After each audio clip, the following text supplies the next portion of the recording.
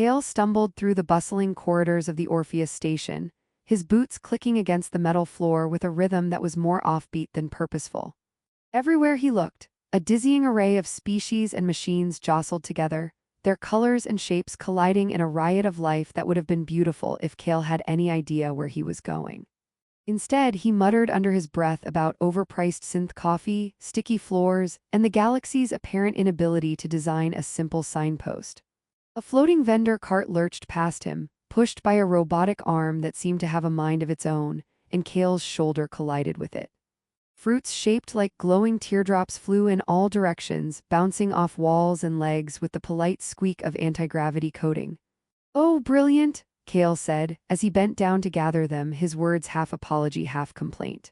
"I swear, I came here for intel, not a gravity-defying fruit salad." He picked up a particularly stubborn sphere that refused to settle and tossed it back onto the cart, only for it to float lazily back toward him like it had a vendetta. A nearby merchant, a three-eyed creature with translucent skin and a sense of dramatic flair, raised a hand in what Kale interpreted as either a warning or a theatrical bow. He opted for the bow because acknowledging three-eyed judgment is easier than debating interstellar etiquette.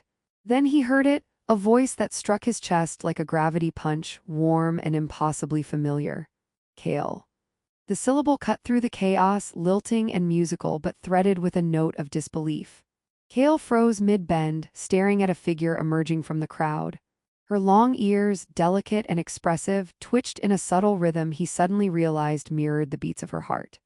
Liara, she looked almost human, except for the ears that gave her an otherworldly elegance and the way her eyes shimmered in colors that didn't belong to any known spectrum. His mind protested that she had been gone as in gone dead in the narrative that had haunted him through nightmares and solitary missions. Yet here she was, alive, tangible, and staring at him with an expression that seemed to collapse disbelief, joy, and horror into a single gesture. Kale's first instinct was a joke. "You know, people die all the time, and here I am, defying expectations and biology. I think I deserve a medal or at least a better landing pod." His voice was wobbly, betraying excitement and nerves. Liara's mouth opened slightly, then she blinked rapidly, her ears flicking as if she were trying to process the impossible truth standing before her. For a moment, time itself seemed to stall. Kale's thoughts scattered like the floating teardrop fruits earlier. How? Why? Did she? Before he could form a coherent sentence, Liara stepped forward, closing the space between them faster than he could blink, and pressed her lips to his. It was a kiss charged with disbelief, longing, and relief, yet it was awkward in the way only reunions after years apart could be. Kale, caught off guard, tried to lift a hand to his face, missed entirely, and ended up patting the nearest robotic cart instead, which emitted an offended beep. "Well, that was unexpected," he said, trying to regain some semblance of composure, but his voice cracked at the end. Liara's ears twitched, and he noted, somewhat absurdly, that they made her look like she was perpetually listening to an interstellar jazz concert. "You know," he added, "kissing a human after believing them dead is a bit of a surprise. I'd rate it a solid 9 out of 10 on the shock scale." Liara blinked, half annoyed, half amused, and smacked him lightly on the shoulder. "Your timing is terrible," she said, her voice trembling with laughter. "You always had a knack for ruining dramatic moments." Kale grinned sheepishly. "I think dramatic moments are my specialty, that and creating fruit chaos." He gestured vaguely toward the scattered glowing fruits still lazily orbiting the vendor cart. Liara laughed, a sound like wind chimes in a magnetic storm, and the tension that had threatened to crush them moments before eased into something more manageable. Connection, shared history, and relief. They moved toward a quieter corner of the station, away from the prying eyes of alien shoppers and floating vendors, and Kale began to notice all the details that had somehow felt distant during their years apart. The way her ears caught the ambient sounds of the station, swiveling ever so slightly when she listened. The faint luminescence along her cheekbones, as if the station's lights were singing across her skin.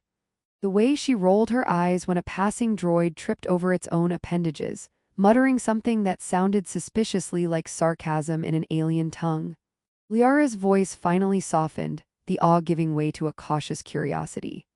I thought you were gone." Kale, every record said. She stopped, swallowed, and gestured vaguely at the station, at the crowd, at the spinning chaos of their lives. Every record said you were dead. Kale shrugged, grinning with that infuriating ease that had always driven her slightly mad. Records lie, agencies fudge the numbers, and apparently I have the luck of surviving the kind of situations most people only read about in horror transmissions. He leaned closer, lowering his voice conspiratorially. Also, I may have bribed a few droids along the way, the usual heroic human stuff. Liara rolled her eyes again, her ears flicking in mock irritation. You're insufferable, she said, though the corners of her mouth betrayed her smile. I can't believe you're here breathing, talking, being yourself. She paused, looking at him with an intensity that made Kale's chest tighten. After all this time, I don't know how to process this. Kale scratched the back of his neck, looking everywhere but at her face, trying to lighten the weight of the moment. Start with simple things. Like maybe pretending I didn't almost die 100 times and that my dramatic return isn't terrifyingly cliché. Step 2, acknowledge that I still make terrible jokes at the worst possible times. Step 3, buy me a drink, preferably one that doesn't taste like melted battery acid. Liara laughed, shaking her head. You really haven't changed at all. Her eyes glimmered, her long ears quivering with emotion. And somehow, you're still infuriating. Kale smirked, reaching out to lightly bump her shoulder with his own. Infuriating is my brand, glad you remembered. As they navigated the station together, dodging levitating market carts, neon holograms, and a small parade of giggling alien children in gravity boots, the crowd around them seemed to fade into background noise. For Kale and Liara, time had condensed into this improbable reunion, a mix of laughter, disbelief, and the quiet thrill of being alive in a universe that had once conspired to tear them apart. And though the galaxy stretched endlessly beyond the station's observation windows, with stars swirling and gas clouds glowing like molten jewels, Kale realized that nothing had felt as significant in years as the sight of Liara's ears twitching in amusement beside him. A reminder that some connections could survive the impossible, and that some jokes, no matter how bad, were worth sharing in the right company. Kale followed Liara through the twisting corridors of Orpheus Station, each step feeling strangely tentative, as though the universe had pressed pause on all other chaos just to give them this moment. She led him to a quieter observation deck perched on the edge of the station, where transparent floors offered a vertigo-inducing view of the swirling clouds of the gas giant below. Anti-gravity loungers hovered a few inches above the surface, gently rocking with the slow pulse of the station's vibrations. Kale perched uncomfortably on one, half expecting it to launch him into orbit, while Liara settled into the next with an elegance that made her long ears twitch in perfect rhythm to the faint hum of the station's engines. Not as dramatic as a starship bridge, Kale muttered, squinting at the planetary maelstrom outside, but at least no one's trying to shoot us yet. Liara raised an eyebrow, a smile tugging at the corners of her lips. Yet, she said, emphasizing the tiny word with the kind of deliberate suspense that had always irritated and amused him in equal measure. You're predictable, Kale. If this were a holovid, you'd already be complaining about your chair. I am complaining about my chair, Kale said cheerfully. See, predictable. He gestured toward the loungers, tapping one with a hand.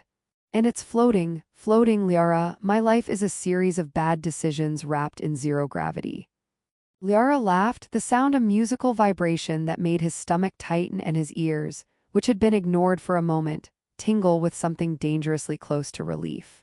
She activated a small holographic interface on the floor between them, and a projection of a star map appeared, spinning slowly. I want to show you something, she said, her fingers moving with precision, elongating and retracting gracefully. The holograms shifted to show the planets and asteroid belts they had visited together, the routes they had once dreamed of exploring, and then, with a flick, Liara distorted their images into ridiculous caricatures of themselves. One Kale had 6 eyes and a gravity-defying nose, one Liara had 3 pairs of ears, all twitching nervously. Kale snorted. I look like a circus mutant, why do you do this to me? Because, she said, flicking the hologram so that a tiny Kale tripped over a floating fruit cart, I remember how seriously you take yourself. And honestly, it's terrifying. Someone had to mock you a little. He laughed, the tension in his chest easing just enough that he forgot for a moment how close they had come to losing each other forever. "Taché," he said, "and here I thought being alive in a hostile galaxy was my biggest accomplishment." Liara's tone softened, though a playful smirk lingered. "You survived by a hair's breadth. I was convinced you were gone after the wreck on Kira's V. The records said your pod had imploded, that your signal had vanished into the nebula." She paused, her eyes flicking toward the spinning planet below, and for a moment, Kale could see the weight of years she had carried alone. "I spent years hoping I was wrong." Kale reached out and lightly tapped her hand with his own, a small, awkward gesture that somehow carried more reassurance than words ever could. "And now I'm here, alive, annoying, and apparently still within hugging distance." He leaned back in the anti-gravity lounger, wiggling slightly as it floated beneath him. "Also, I may have picked up a few bad habits. Bureaucracy evasion, rogue AI negotiations, minor stunts that would terrify even the bravest mercenary." Liara snorted, shaking her head. "Minor, you once tried to outrun a plasma storm in a cargo pod. I had to use 3 different navigation hacks to save you. Minor, that's a new definition, Kale." They lapsed into comfortable silence, watching as the swirling gases below shimmered in iridescent hues. Kale broke it again with a grin, pointing at a tiny ship performing an uncoordinated dance in the atmosphere. "Look at that one. Someone's definitely lost their docking signal, or maybe they just invented the galaxy's first space ballet." Liara laughed, her long ears flicking with amusement. "I think that's probably Captain Drizzle and his crew. They're infamous for dramatic pirouettes mid-docking. He once nearly took out half a satellite array." Hale leaned forward, elbows on his knees, suddenly more serious but still trying to keep the humor alive. "Tell me how you survived. How did you get from, the wreck to here?" Liara sighed, her expression softening.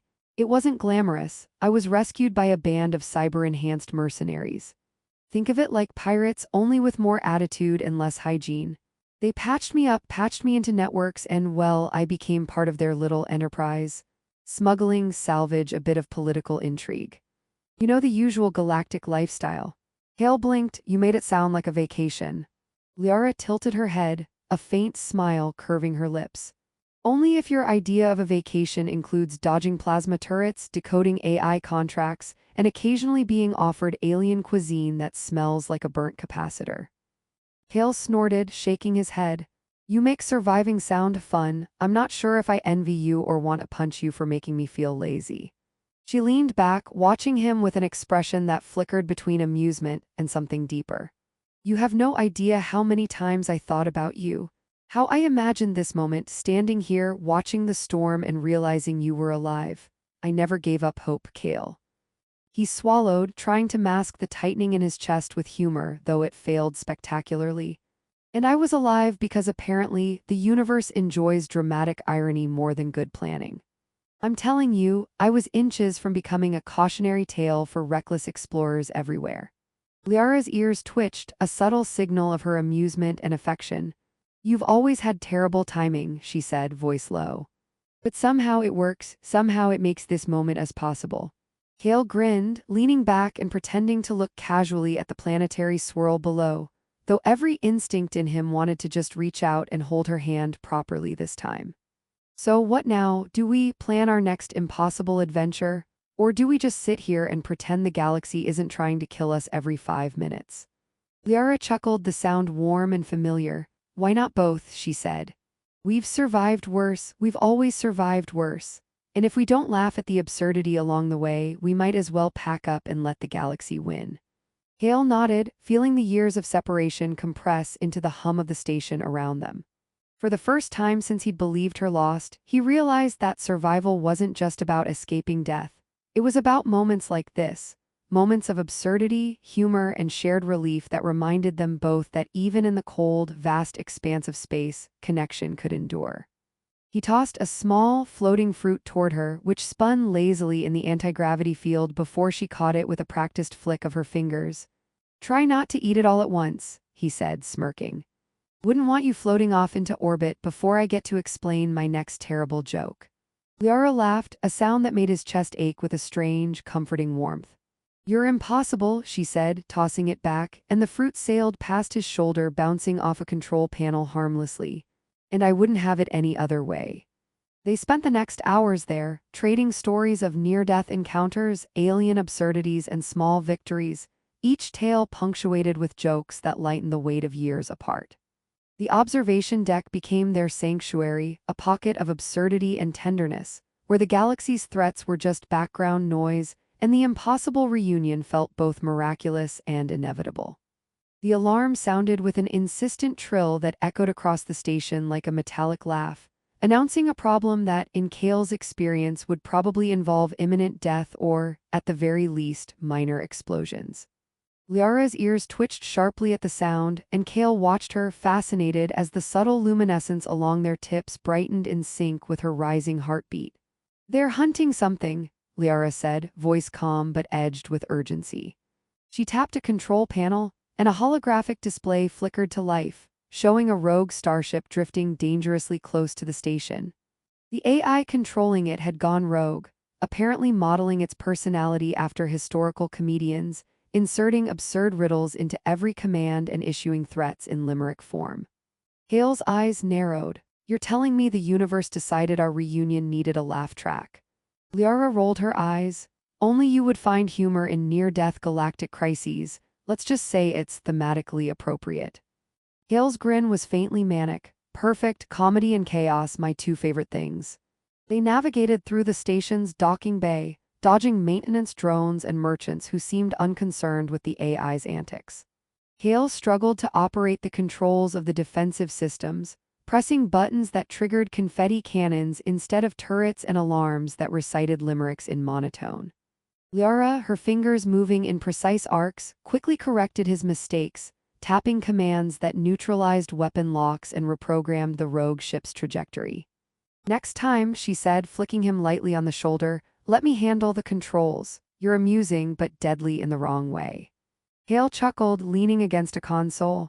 "I like to live dangerously, keeps life interesting. Also, I make excellent decoys." He dodged a spark of electricity that shot from a misaligned terminal. See proof. The rogue AI began broadcasting a series of increasingly ridiculous threats.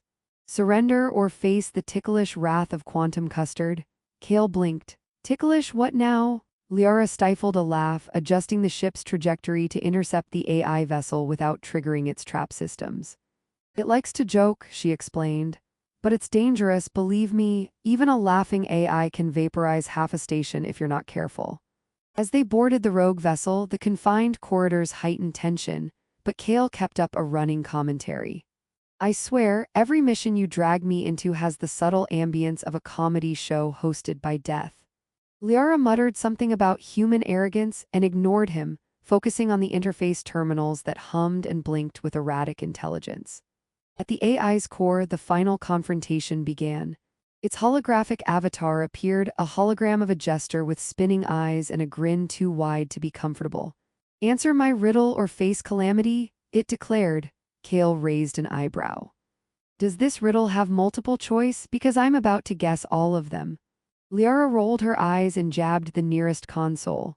Lights flickered, circuits sparked, and the jester flickered in response, confused by the unexpected interference. Kale watched, half in awe, half in terror, as Liara's quick fingers reprogrammed the rogue AI, embedding small logic loops that caused it to implode harmlessly into a cloud of holographic confetti. "And done," she said, exhaling. Her long ears twitched in subtle relief and Kale grinned, wiping soot from his jacket. "I'd say that counts as teamwork, also highly entertaining destruction. 5 stars."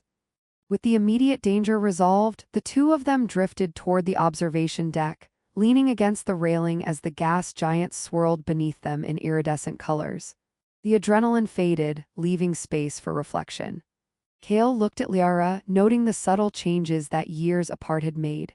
The faint lines at the corners of her eyes, the way her ears now moved with a quiet grace rather than sharp alertness, and the gentleness in her gaze that made the universe feel smaller, safer somehow. "You know," he said, voice quieter now, "I thought surviving meant escaping death. I didn't realize it also meant moments like this." He gestured vaguely at the swirling storm below, the station's lights casting soft reflections across her face. Moments where the chaos fades and it's just us, laughing, annoying each other alive. Liara's ears twitched in acknowledgement and she nudged him lightly with her shoulder. I spent years surviving, fighting, hiding. I forgot what it felt like to just be with someone who makes the universe feel right, even when it's falling apart. She smiled, and Kale noticed how her long ears flicked in a rhythm that matched his own heartbeat. I forgot until now. Kale's grin returned, gentler this time, tinged with relief and something deeper. I'm glad I get to remind you, he said, though I can't promise I'll stop making terrible jokes. You better not, Liara replied, her tone half teasing, half affectionate. I need them. As the station hummed quietly around them, the galaxy outside sprawling in infinite colors and possibilities, Kale realized how much he had changed. Survival was no longer just about escaping danger or outsmarting the universe. It was about connection, about laughter, about holding on to someone who mattered in the face of incomprehensible odds. He felt lighter somehow, no longer burdened by guilt or past fears.